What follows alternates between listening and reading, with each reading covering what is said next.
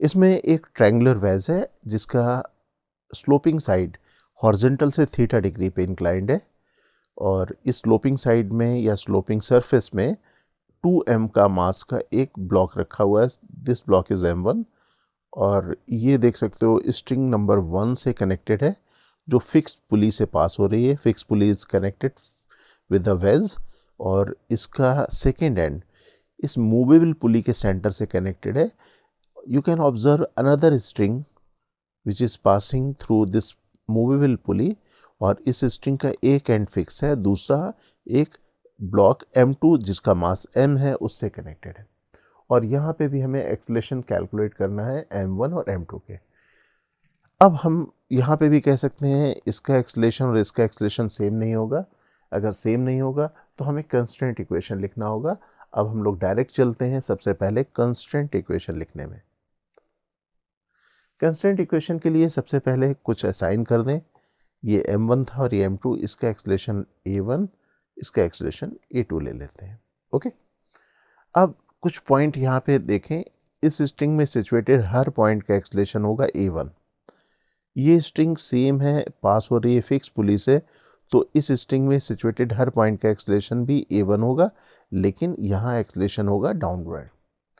Similarly आप देख सकते हो कि ये m जहाँ पे कनेक्टेड है स्ट्रिंग से, उस पॉइंट का एक्सेलेरेशन a2 होगा, और इस पार्ट ऑफ स्ट्रिंग में हर पॉइंट का एक्सेलेरेशन a2 डाउनवर्ड होगा। और यहाँ पे देख सकते हो ये फिक्स है, मूव कर नहीं रही है, दैट इज जीरो एक्सेलेरेशन, तो इसमें इस स्ट्रिंग में सिचुएटेड हर पॉइंट का, इस पार्ट की स्ट्रिंग में सिचुएटेड हर पॉइंट का एक्सेलेरेशन जीरो होगा। अब मार्क कर लेते हैं पॉइंट्स। ओके, यहाँ पे मैंने मार्क किया, यहाँ पे मार्क किया जीरो एक्सेलेरेशन का पॉइंट। ये पॉइंट हमारे पास a2 डाउनवर्ड, और ये पॉइंट के बारे में तो अब हमें मालूम है, ये डाउनवर्ड a1। अब केवल हम लोग इस पुली को टारगेट करें। इस पुली के हमें सेंटर का एक्सेलेरेशन मालूम है और बोथ साइड ऑफ पुली का भी एक्सेलेरेशन मालूम है। मार्क कर लेते हैं पॉइंट्स जो हमें मालूम है। जीरो का ये a1 का पॉइंट, ये जीरो वाला पॉइंट, और ये a2 वाला पॉइंट। अब सेंटर का acceleration is the average of the acceleration of both ends, तो यहाँ पे क्या आ जाएगा, a1 is equal to 0 plus a2 divided by 2, that is a2 equal to 2a1। तो ये हमारे पास इक्वेशन आ गई जिसे हम लोग कहते हैं constraint equation which relate the accelerations of the both point, right. अब हम लोग यहाँ पे इसके बाद फ्री बॉडी डायग्राम में चलते हैं। फ्री बॉडी डायग्राम में सबसे पहले इसको देखते हैं।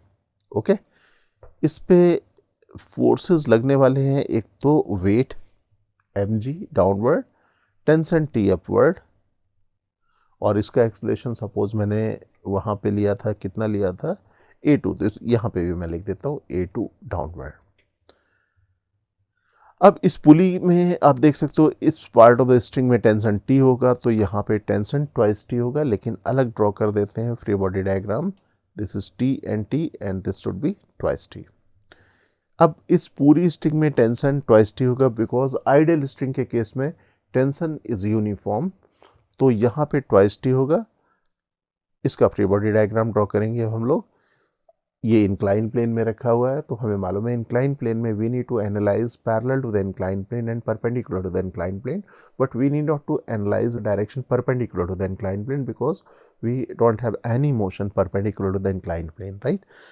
Perpendicular to the incline plane direction में कोई भी मोशन नहीं है, इसलिए उस डायरेक्शन में हमें एनालाइज करने की भी ज़रूरत नहीं। Parallel to the incline plane में एनालाइज करेंगे, तो वेट का component parallel to the incline plane होता है साइन थीटा, तो यहाँ पे हमारे पास साइन थीटा कंपोनेंट आएगा, और ये टेंशन तो बहुत क्लियर है, twice t 2mg sine theta. Free body diagram हो गया। फ्री बॉडी डायग्राम के बाद हमें ज़रूरत पड़ती है इक्वेशन ऑफ मोशन की, तो इक्वेशन ऑफ मोशन सबसे पहले हम लोग लिखें इसकी। ये ऊपर जा रहा है तो अपवर्ड डायरेक्शन में नेट फोर्स होगा, क्या लिखेंगे, twice t minus 2mg sine theta equal to 2m multiplied by a1, second equation, because first equation was constant 1।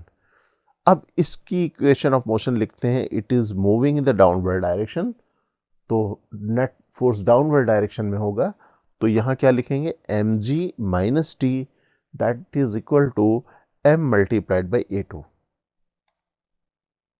Right, third equation. अब कंस्टेंट इक्वेशन हमारे पास है, देखते हैं, ये थी, लिख लेते हैं A2 इक्वल टू 2A1, तो अभी रख देते हैं यहाँ पे इसकी value A2 equal to 2A1, ये आ गई। अब दोनों इक्वेशन सॉल्व करना, हमें तो एक्सलेशन की वैल्यू की ज़रूरत है, टेंशन हमें कैलकुलेट करने की ज़रूरत नहीं है, तो एलिमिनेट कर देते हैं टेंशन को। तो यहाँ पे एलिमिनेट करने के लिए इसे 2 से मल्टीप्लाई कर दें और दोनों इक्वेशन को ऐड कर दें, इसको लिख लेते हैं अलग, right. This is the equation, final equation. अब ऐड कर देते हैं इक्वेशन नंबर 2 और 4 ऐड करें, this one twice T will get cancel. अब हमारे पास यहाँ पे वैल्यू आ जाएगी A1 की, A1 कॉमन ले लें, राइट, बल्कि ऐड कर दें इधर पे क्योंकि ये भी सभी रिलेशन M के टर्म में है, राइट। M कैंसिल हो गया, ये आया इक्वेशन। अब फाइनली हमारे पास 2 से भी कैंसिल हो सकता है, ओके। अब हम लोग फाइनली लिख लेते हैं equation, this is acceleration of A1, M1 का एक्सलेशन, और दूसरी A1 की वैल्यू अगर यहाँ रखेंगे तो A2 की वैल्यू आ जाएगी, this is the acceleration of M2। हमारे पास M1 और M2 दोनों के एक्सलेशन यहाँ पे कैलकुलेट हो गए, ओके।